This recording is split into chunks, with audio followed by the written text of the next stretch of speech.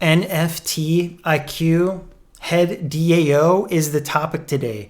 We first of all, thank you for clicking on the clickbait title. Hope you enjoyed that. Whether you feel good about that decision or not, guess what? You're in luck because you chose an awesome video to look into, and honestly, this is a pretty good opportunity in my opinion. So we got to get that out of the way up front. I'm not a financial advisor. This is not financial advice, and I don't say that just because I have to, but really,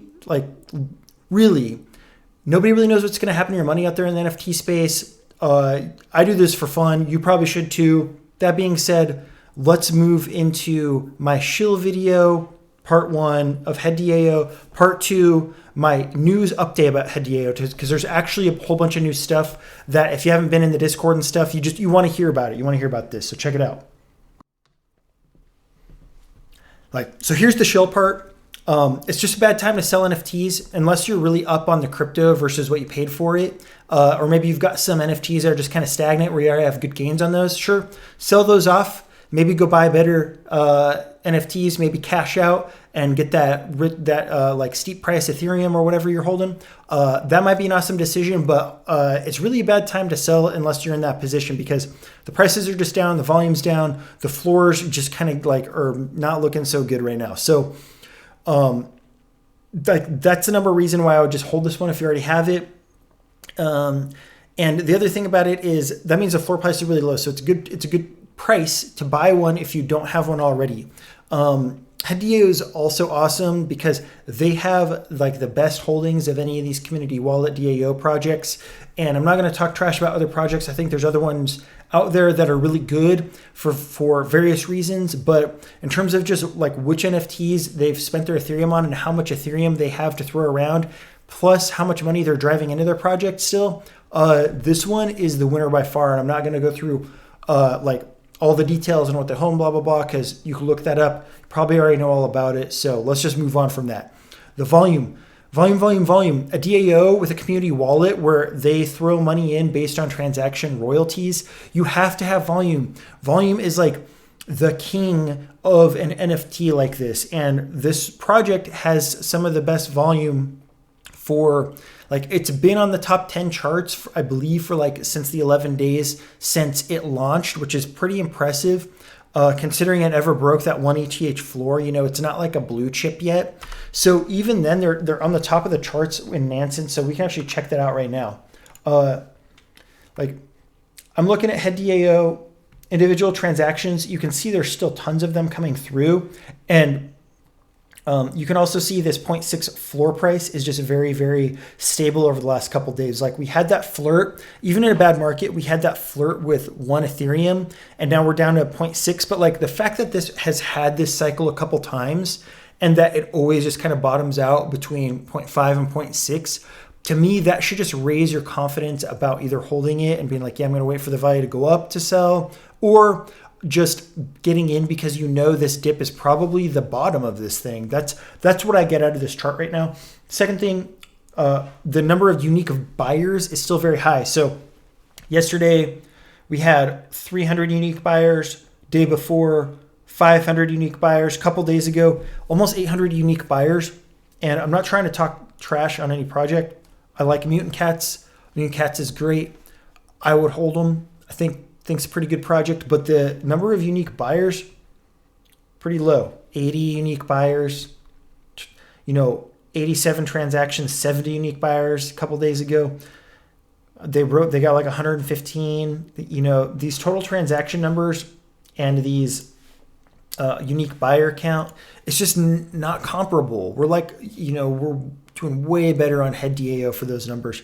Plus they're putting more of the royalties into the community wallet. So that's another thing. All right, so that's the end of my shill video for HeadDAO, and we're gonna move on to the actual news updates. If you're a holder of this or you're thinking about getting in, you want to keep up to date on the latest announcements. So I've been tracking the announcements channel very closely because I hold a couple of these, and I also found a video podcast with the 3 founders of the NFT on this Twitter feed called dGEN Network. So quick shout out to them. I'll put the link down below.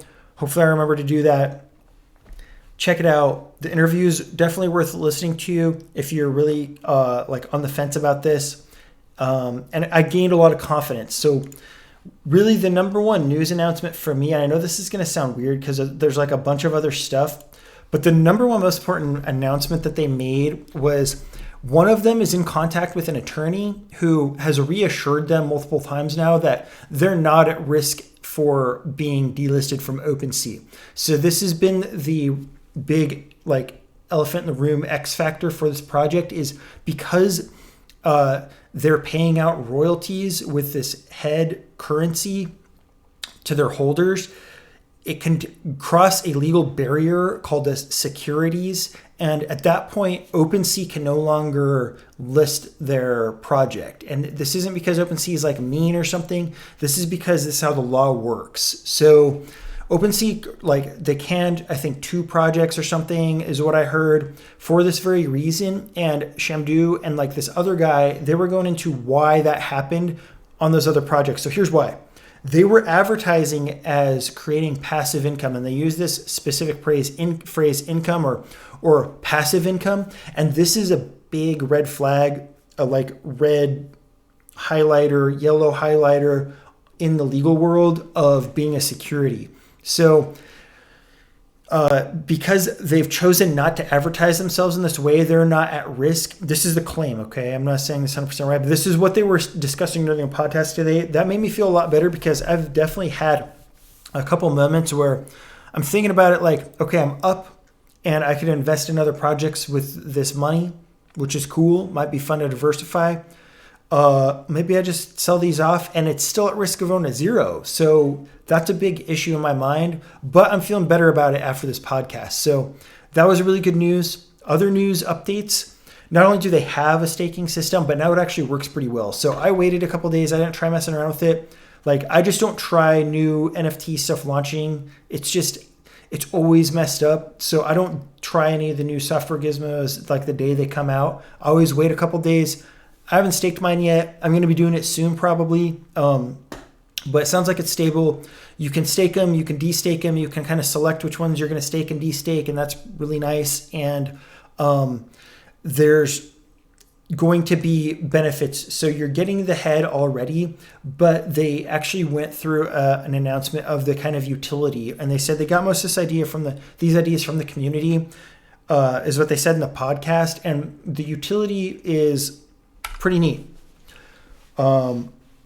Maybe this isn't the most exciting stuff in the world, like to me. Maybe I don't care about, like, I guess I could get a voice chat with Shamdu by burning my head, or these are just all kind of things that are going to appeal to different people. So airdrops, whitelist on future NFT projects, that's pretty cool. Weekly raffles, weekly giveaways, and just access to exclusive Discord channels. So you're definitely getting into a community, and there's some benefits to being part of this community and holding one of these or more.